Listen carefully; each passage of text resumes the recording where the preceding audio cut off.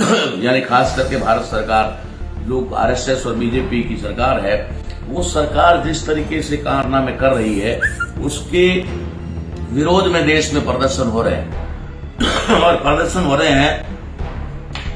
तो उसको सेना में लोग जा रहे हैं, वो राष्ट्र की सुरक्षा की भाव से न जाएं, वे सिर्फ अपने आकाओं की, जिसको हम कहते हैं कि बीजेपी या आरएसएस या हिंदूवाद, तथाकथित हिंदूवाद, या फिर इस देश के अंदर ब्राह्मणवाद को बचाने के लिए एक माइंड सेट करके जिस तरीके से सैनिकों को सेना में जाना चाहिए, वो तैयारी इनकी पिछले 5, 7, 10 साल से चल रही थी। इस भर में अभी जो चल रहा है अग्निपथ और अग्निवीर को लेकर के जो भी बवाल देश में मचा हुआ है, उसको लेकर के हम एक खुलासा करने जा रहे हैं कि आखिर ये अग्निपथ योजना किस लिए लाई गई है, क्यों लाई गई है, किसके लिए लाई गई है, क्या उद्देश्य है इसका,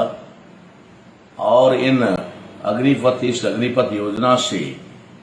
जो अग्निवीर तैयार किए जाएंगे उनका रोल क्या होगा, उनको किस सिर्फ 4 साल के लिए क्यों सेना में भर्ती किया जा रहा है, इन तमाम चीजों को लेकर के हम लोग आज यहाँ इसका थोड़ा खुलासा करेंगे। चारों तरफ से जिस तरह से विरोध और समर्थन की बात आ रही है, कुछ लोग इसका समर्थन कर रहे हैं और बहुत ज्यादा लोग इसका विरोध भी कर रहे हैं। लेकिन विरोध के बावजूद भी इस देश में जो भी योजना केंद्र सरकार वर्तमान की जो है, जो बीजेपी से है और आरएसएस के द्वारा नियंत्रित सरकार है, वो सरकार जो भी निर्णय लेती है उसके लिए चाहे आप कितना ही विरोध कर लो, आपके विरोध को दबा दिया जाएगा, या फिर विपक्ष का या देशद्रोही का या फिर और कोई नाम देकर के, जैसे किसानों को खालिस्तानी का नाम देकर के, मुसलमानों को आतंकवादी का नाम देकर के, आदिवासियों को क्या बोलते हैं उसको, अपना नक्सलवादी कह करके, इस तरीके से वे हमेशा किसी भी आवाज को दबाने का काम करते हैं। तो यहां भी इस आवाज को भी दबा दिया जाएगा। लेकिन आवाज को दबा देने, देश के अंदर 70 साल से या फिर उससे ज्यादा भी कह सकते हैं कि देश के अंदर एक सैन्य सिस्टम पहले से बना हुआ है और हर बार भारतीय सेना ने चाहे कहीं पर भी, चाहे उसका उपयोग किया हो चाहे दुरुपयोग किया हो, लेकिन भारतीय सेना ने हमेशा ईमानदारी से अपना प्रदर्शन किया और देश के मान मर्यादा और गौरव को बचाए रखने का काम किया। तो अब अगर नई योजना भारत में लाई जा रही है तो इसका मतलब है कि पुरानी सेना की भर्ती योजना में कहीं न कहीं किसी प्रकार की कोई कमी रही होगी। तो कमी रही होगी तो इसका मतलब है कि आज दिन तक जो भी सैनिक सेना में सेवाएं दे करके सेवानिवृत्त हुए हैं या फिर देश के लिए सेना में रहते हुए शहीद हो गए हैं, कुर्बान हो गए हैं, या फिर आज इस सेवा में काम कर रहे हैं, आज सेना में लगे हुए हैं, ऐसे लोगों के ऊपर सरकार को कोई भरोसा नहीं रहा, इसलिए उन लोगों को ये नई योजना लाने की आवश्यकता पड़ी। यही बात इससे साबित होती है। बदलाव या सुधार, अमेंडमेंट हर चीज में होता है और होना चाहिए। सुधार होने का मतलब ये है कि बनाते समय गलत बनाया गया। लेकिन हमें समझना ये है कि इन 4 साल तक इन बच्चों का किस प्रकार से उपयोग और कहां पर उपयोग होगा और क्या ये कौन सी देश की सीमा को सुरक्षित करेंगे। हमें सेना के लिए एक चीज हमें सोचनी होगी। अभी तक जो कुछ भी हमने देखा है, भारत को कभी भी किसी बड़ी शक्ति से खतरा नहीं रहा है, चाहे अमेरिका हो, चाहे रूस हो, चाहे जापान हो, चाहे इंग्लैंड हो। जब भी अंग्रेज यहां से गए उसके बाद में मुड़कर उन्होंने नहीं देखा। तो भारत असुरक्षित किससे है, पहले तो ये सोचना है हमें कि भारत की जो असुरक्षा है वो बनाए जा रहे हैं। जैसे पाकिस्तान को दुश्मन बनाया जा रहा है, चाइना को दुश्मन बनाया जा रहा है, बांग्लादेश को दुश्मन बनाया जा रहा है। ऐसे भारत के हिस्से जो भारत से ही अलग हुए हैं, उन्हीं से भारत को खतरा बताया जा रहा है कि इन्हीं लोगों से खतरा है। तो ये चीज हमें समझनी होगी कि सेना हर देश के लिए जरूरी है और आवश्यक है, नितांत उसकी आवश्यकता रहती है, लेकिन सेना कहां और किस समय और किस रूप में उसका उपयोग या सदुपयोग होना चाहिए, वो क्या भारत में सेना का हो रहा है। अभी हम देख रहे हैं पिछले 10 साल से 15 साल से ये लगातार सेना के अंदर से विद्रोह की एक बू कह दो या विद्रोह का रूप दिखाई दे रहा है कि सेना में विद्रोह हो रहा है। चाहे वो सेना के सैनिकों की सुविधाओं को लेकर हो, चाहे सैनिकों के भोजन को लेकर के हो, चाहे सैनिकों की इस प्रकार से पुलवामा की तरह या पठानकोट की तरह उनकी शहादत को लेकर के कहीं न कहीं सवाल उठते आ रहे हैं। और उसके अंदर हमारे लोगों में एक कहावत है भारत के अंदर कि भारत में फौज के लोग जो आते हैं रिटायर होकर के, उसको गांव की पंचायत में भी ऐसा मानते हैं कि तो फौजी है, इसको कुछ नहीं आता, इसका दिमाग काम नहीं करता। तो इसका मतलब है वो देश की रक्षा जिंदगी भर करता रहता है और आखिर में बुढ़ापे में रिटायर होकर आता है तो उसको लोग कहते हैं कि तो फौजी है, इसकी बात पे विश्वास नहीं कर सकते, इसका दिमाग तो काम नहीं करता है। तो क्या उसने जो सेवा दी है वो बिना दिमाग के दी है, या फिर उस देश के अंदर उसने जो देश के प्रति उसकी भावना थी, वो भावना क्या थी, क्यों उसने ऐसा किया,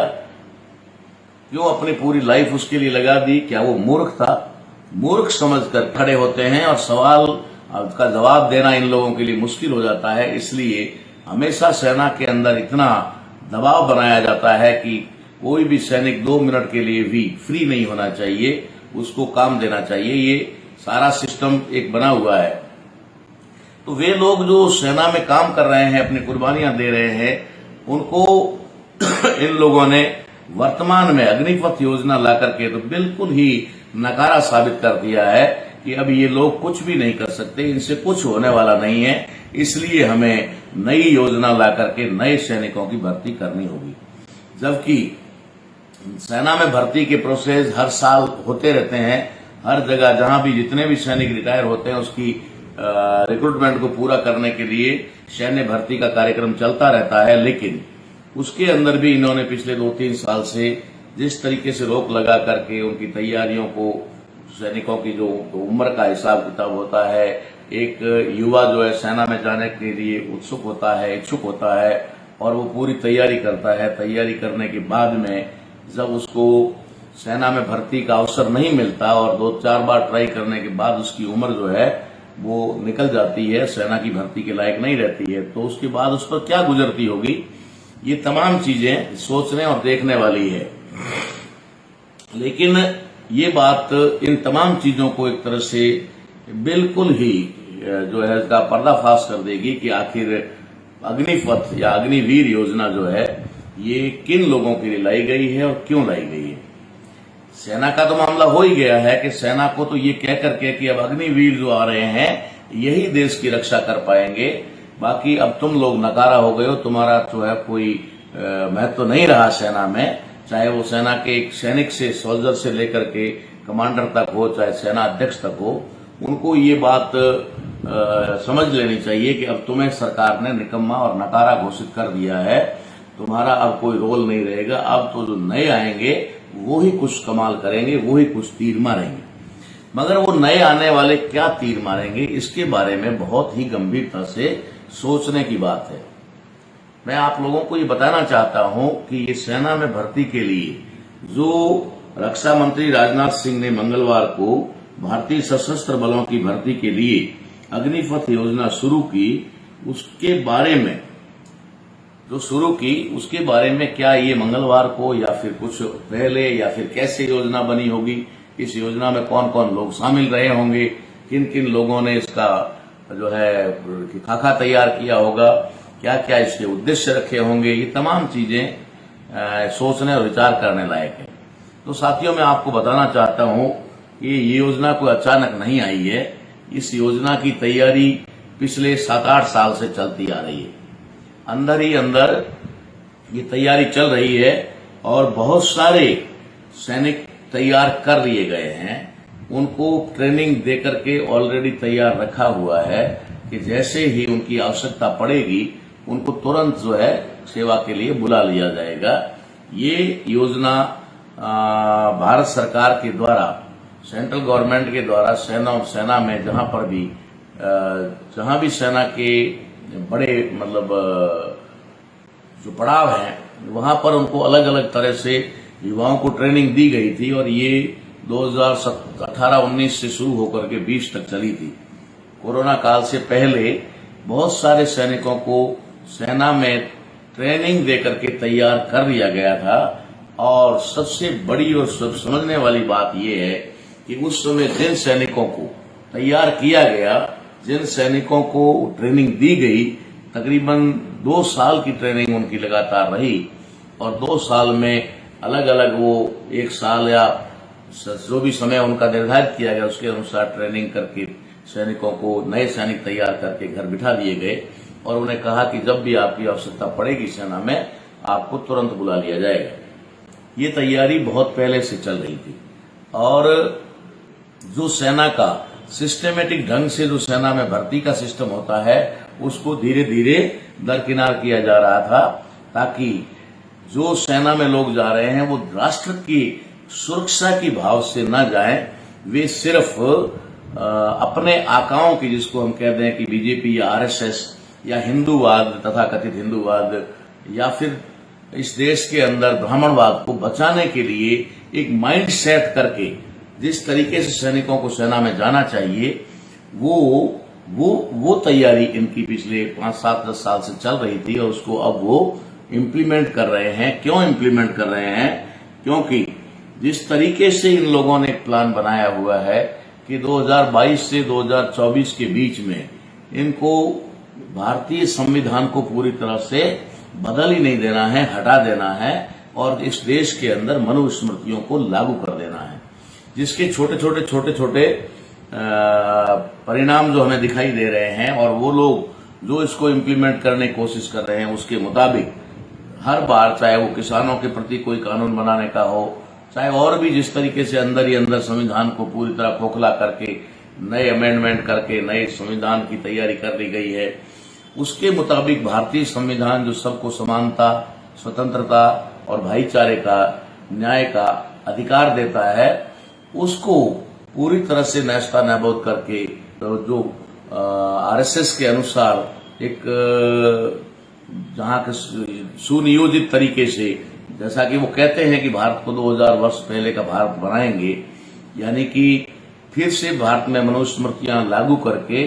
फिर से वर्ण व्यवस्था को इस देश में लागू किया जाएगा और उसके अनुसार जो वर्ण व्यवस्था के मुताबिक 3 उच्च वर्ण हैं उनको अधिकार होंगे और चौथे वर्ण शूद्र को और वर्ण बहाय लोगों को, जो SC ST OBC है, उनको किसी भी प्रकार का कोई अधिकार, संपत्ति का, शिक्षा का या सत्ता का अधिकार नहीं रहेगा और ये मनुस्मृतियों को फिर से लागू करके वो एकाधिकार इस देश के ऊपर करना चाहते हैं। ये उनकी बहुत ही पहले से सुनियोजित एक प्लानिंग चल रही है। उसी के मुताबिक इनको अब आने वाले 2 से 3 सालों में, अभी अगले साल 2023 इम्प्लीमेंट करेंगे, जिसके अंतर्गत वे नए राष्ट्रपति को लाने का जो प्लान कर रहे हैं, वे राष्ट्रपति भी इस तरीके का लाएंगे, कठपुतली लाएंगे जो उनके फेवर में रहेगा, उनकी बात को करेगा और जब भविष्य में कोई ऐसी बात आएगी कि भारत का संविधान किस समय बदला गया, तो ये बात आएगी कि ये उस राष्ट्रपति के समय में आई। तो वो राष्ट्रपति कौन होगा? जैसे अभी शेड्यूल कास्ट के क्या नाम, रामनाथ कोविंद है, तो माननीय रामनाथ कोविंद जी को 5 साल रख करके उन्होंने पूरा प्लेटफॉर्म तैयार कर दिया संविधान को बदलने का। और अभी जो नया जिसके बारे में चर्चा चल रही है, मैं तो कल्पना भी नहीं कर सकता था कि भारत में भी कभी ऐसा सोचा जाएगा, और सोचा भी जाएगा तो पहले क्यों नहीं सोचा गया। बहुत समय निकल गया जब इस देश के अंदर बहुत सारे ट्राइब्स योग्य भी थे, आज भी योग्य हैं, ऐसी बात नहीं है, लेकिन उस समय क्यों अवसर नहीं दिया गया पीए संगमा जैसे लोगों को, क्यों अवसर नहीं दिया गया योग्य लोग उस समय जो रहे थे उनको। आज ये चर्चा चल रही है कि राष्ट्रपति किसी आदिवासी को बनाया जाएगा। अगर किसी आदिवासी को राष्ट्रपति बनाया जाएगा तो ये बात अचानक आदिवासियों के प्रति उनका जो प्रेम है कैसे जो है उड़ने लगा। किस प्रकार से उनके अंदर ऐसा भावना आ गई कि ये आदिवासी को हम राष्ट्रपति बनाएंगे। तो संभावित मामला ये है साथियों, मेरी नजर में, मेरा जो आंकलन है उसके मुताबिक कि वे किसी आदिवासी को देश का राष्ट्रपति बना करके उसी के रहते हुए भारतीय संविधान को पूरी तरह से हटा करके नए कानून, नए संविधान जो उनके पुराने मनुस्मृतियां हैं उनको लागू किया जाएगा। और इतिहास में जब लिखा जाएगा कि ये इतना बड़ा बदलाव कब हुआ, जैसे कि हम कहते हैं ना कि भाई भारत में नया संविधान मनुस्मृतियों को बदल करके भारत का वर्तमान जो संविधान है वो कब और कैसे आया, तो उसके बारे में इतिहास है कि 1949 के अंदर 26 नवंबर को संविधान लिखकर तैयार हुआ और बाद में 26 जनवरी को उसे लागू किया गया। उसमें जो ड्राफ्टिंग कमेटी के चेयरमैन थे वो डॉक्टर अंबेडकर थे, वो संविधान सभा के जो अध्यक्ष थे वो डॉक्टर राजेंद्र प्रसाद थे, उसके साथ सरदार वल्लभ भाई पटेल और जवाहरलाल नेहरू मुख्य भूमिका में थे। इस प्रकार की बातें हम लोग सुनते हैं और पढ़ते हैं। इसी प्रकार का एक इतिहास बनेगा कि जिस समय कोई आदिवासी इस देश का राष्ट्रपति था उस समय देश का संविधान बदला गया। चलिए, वो किसी एक व्यक्ति को राष्ट्रपति बना करके उस कुर्सी पर बिठाकर रबर स्टाम्प बना करके उससे कोई काम करवा लेंगे, हस्ताक्षर करवा लेंगे और अगर वो संविधान को बदल देंगे, ये बात संभव है। लेकिन देश के अंदर जिस प्रकार से अभी फूले अम्बेडकरी विचारधारा से और भामसेफ के द्वारा जो कुछ भी जागृति का कार्यक्रम पूरे देश में चलाया गया है उसके मुताबिक देश में SC, ST, OBC और माइनॉरिटी के लोगों में काफी अवेयरनेस आ गया, काफी जो उनके अंदर जागृति आ गई है। उसकी वजह से दिखाई दे रहा है कि जहां तहां भी वे उनके एक तरह से विद्रोह हो रहे हैं, या यानी खास करके भारत सरकार जो RSS और BJP की सरकार है, वो सरकार जिस तरीके से कारनामे कर रही है उसके विरोध में देश में प्रदर्शन हो रहे हैं और प्रदर्शन हो रहे हैं तो उसको दे रहे हैं, कभी कुछ नाम दे रहे हैं, कुछ जो है देश विरोधी नाम दे रहे हैं। ऐसे करके उनको उनके विरोध को दबाने का काम किया जा रहा है। तो BJP कार्यकर्ता ने, जिसका नाम नुपुर करके है, उसने कुछ इस प्रकार का स्टेटमेंट दिया खुदा और अल्लाह के बारे में, तो पूरे देश का जो माइनॉरिटी है खास करके मुस्लिम गुलाम बंद हो गया और उन्होंने इसका जवाब चाहा। विरोध प्रदर्शन पूरे देश में हुआ। तो उसको दबाने के लिए इतना ताकत का इस्तेमाल किया गया कि उन्हीं लोगों को गुनहगार साबित करके, ठहरा करके, उन्हीं को हिंसक बता करके जेलों में डाल दिया गया। और अगर किसी भी प्रकार का कहीं पर भी कोई भी, चाहे वो SC, ST के नाम से हो, चाहे वो बहुजन के नाम से हो, चाहे माइनॉरिटी के नाम से हो, चाहे OBC के अधिकारों के बारे में, अधिकारों को लेकर के हो, जब भी कोई आवाज उठती है तो उस आवाज को दबाया जाता है। अब हम लोग समझेंगे इस बात को कि अगर किसी एक वर्ग के द्वारा कोई आवाज उठाई जाती है तो उस आवाज को तो ये लोग पुलिस के माध्यम से या फिर पैरामिलिट्री या और कुछ भी जो भी उनके सुरक्षा के मामले उनके द्वारा ये दबा सकते हैं। और बड़ा विरोध करने वाले बड़े नेताओं को वो ED और CBI या और भी कई प्रकार के जो उनके पास हथियार है उनसे वो कर सकते हैं, ये बात तो क्लियर है। लेकिन अगर मामला संविधान का आया और ऐलान ये हो गया कि संविधान को आज के बाद में बदला जा रहा है, नया संविधान देश में लागू हो रहा है, तो निश्चित तौर पे कोई माइनॉरिटी सड़क पर नहीं होगा, कोई अकेला SC सड़क पर नहीं होगा, ST अकेला सड़क पर नहीं होगा, OBC भी अकेला सड़क पर नहीं होगा। भारत के रहने वाले तमाम लोग जो समझदार हो चुके हैं, जानकार हो चुके हैं, उनके अधिकारों का हनन होता हुए वो लोग नहीं देख पाएंगे। तो निश्चित तौर पे पूरे देश के अंदर SC, ST, OBC, माइनॉरिटी और तमाम वे लोग जिनके राइट्स खत्म हो रहे हैं, वे लोग एक बड़ा विद्रोह इस देश के अंदर करेंगे या फिर सरकार के इन संविधान बदलने की कार्रवाई का विरोध करेंगे। और विरोध जब करेंगे तो अगर अधिक लोग जब विरोध करते हैं तो उसके बाद में क्या मामला बनता है। नेशनल दस्तक की आपसे गुजारिश है कि अगर इसको बचाना चाहते हैं तो नेशनल दस्तक को सब्सक्राइब करने के लिए रेड कलर के सब्सक्राइब बटन को दबाएं, फिर बेल आइकन की घंटी दबाएं। नेशनल दस्तक को बचाने के लिए बहुत जरूरी है कि हर खबर को शेयर करें, लाइक करें, कमेंट जरूर करें।